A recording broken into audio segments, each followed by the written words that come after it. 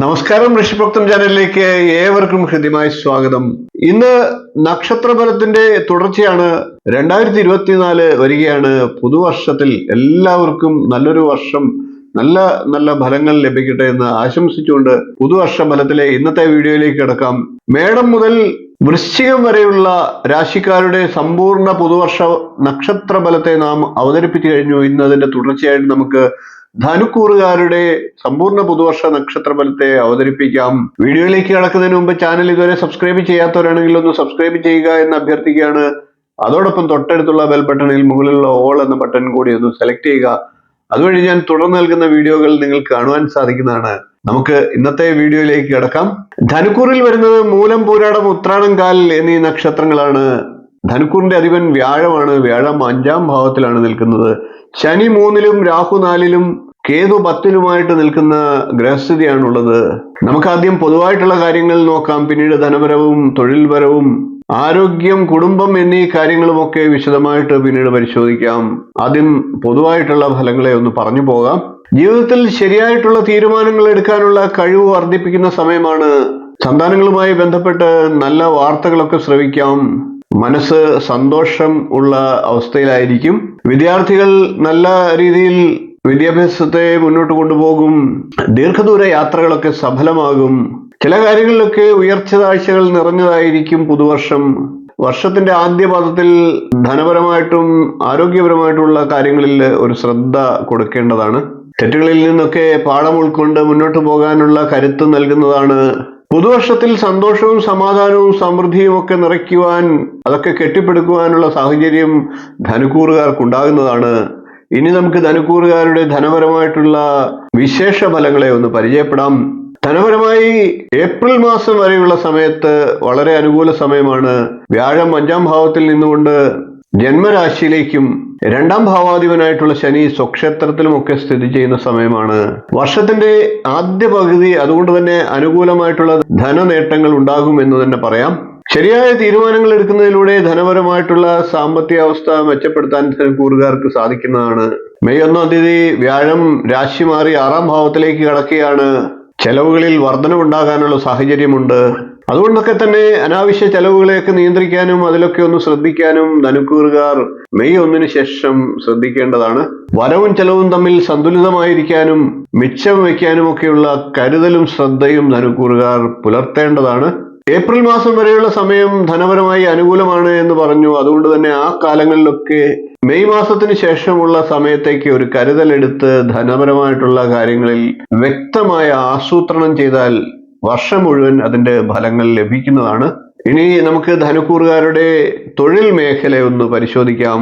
10ാം ഭാവത്തിൽ കേതുവിന്റെ സ്ഥിതിയാണുള്ളത്. രാഹുവിന്റെ ദൃഷ്ടിയും 10ാം ഭാവത്തിൽ വരുന്നതിനാൽ ഉയർച്ച താഴ്ചകൾ നിറഞ്ഞതായിരിക്കും പുതുവർഷം എന്ന് തന്നെ പറയണം.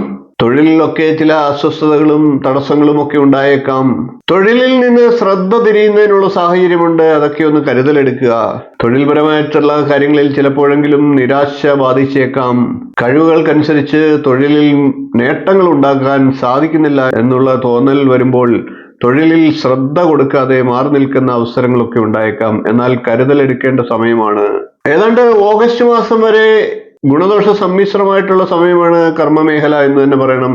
അതിനുശേഷം വ്യാഴത്തിന്റെ ദൃഷ്ടിയും ഒക്കെ വ്യാഴം ബലമാകുമ്പോൾ 10ാം ഭാവത്തിലേക്ക് വരുന്നതിനാൽ കുറച്ച് മെച്ചപ്പെട്ട അവസരങ്ങളൊക്കെ ലഭിക്കുന്നതുമാണ്.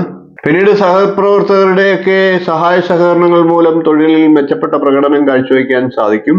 എന്നാൽ എല്ലാ സഹപ്രവർത്തകരുമായും ഇടപെടുമ്പോൾ കുറച്ചൊരു അകലം പാലിക്കുകയും ശ്രദ്ധ പാലിക്കുകയും ചെയ്യേണ്ടതുമാണ്. ഇനി ധനുക്കൂറുകാരുടെ 2024 ആരോഗ്യപരമായിട്ടുള്ള കാര്യങ്ങളെ ഒന്ന് പരിശോധിക്കാം. ആരോഗ്യകാര്യത്തിൽ 2024 ശരാശരി ആയിരിക്കും എന്ന് തന്നെ പറയണം. രാഹുവും കേതുവും ഒക്കെ 4-10 ഭാവങ്ങളിലുള്ള സ്ഥിതി മൂലം അണുബാധയൊക്കെ ഉണ്ടാകാനുള്ള സാഹചര്യമുണ്ട്. കരുതലെടുക്കേണ്ടതാണ്.